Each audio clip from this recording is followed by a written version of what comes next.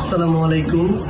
আমাদের মাইলস্টোনে যে অনাকাঙ্ক্ষিত এবং হৃদয় বিদারক ঘটনা ঘটেছে, এটাতে আমরা আমাদের পুরো দেশবাসী, আমাদের হৃদয় রক্তক্ষরণ হয়েছে। আমরা আমাদের ছোট ছোট নিষ্পাপ ভাই বোনদেরকে হারিয়েছি।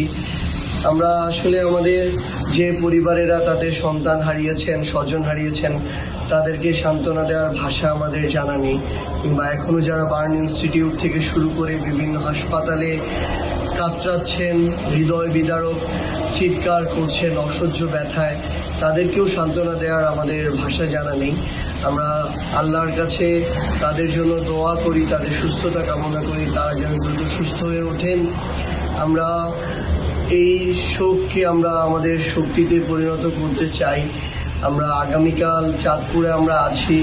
চাঁদপুরের এখানে আমরা পানি উন্নয়ন বোর্ডের সামনে থেকে শোক মিছিল করতে চাই কালো ব্যাজ ধারণ করে। আমাদের চাঁদপুরের যারা সহযোদ্ধা ছাত্র জনতা রয়েছেন, সাধারণ জনগণ রয়েছেন, আপনারা সকলে আগামীকালকে সকাল 11টায় পানি উন্নয়ন বোর্ডের সামনে থেকে আমরা আমাদের শোক মিছিল শুরু করব। আমরা আপনাদের অংশগ্রহণ প্রত্যাশা করছি এবং এরপরে এখানে যে বাস স্ট্যান্ড রয়েছে সেখানে আমরা সবার উদ্দেশ্যে কথা বলবো।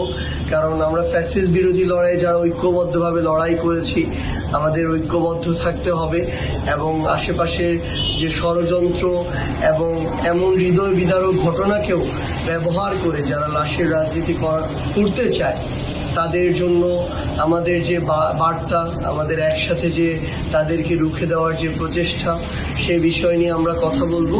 আমরা আপনাদের সকলের অংশগ্রহণ কামনা করছি। আসসালামু আলাইকুম।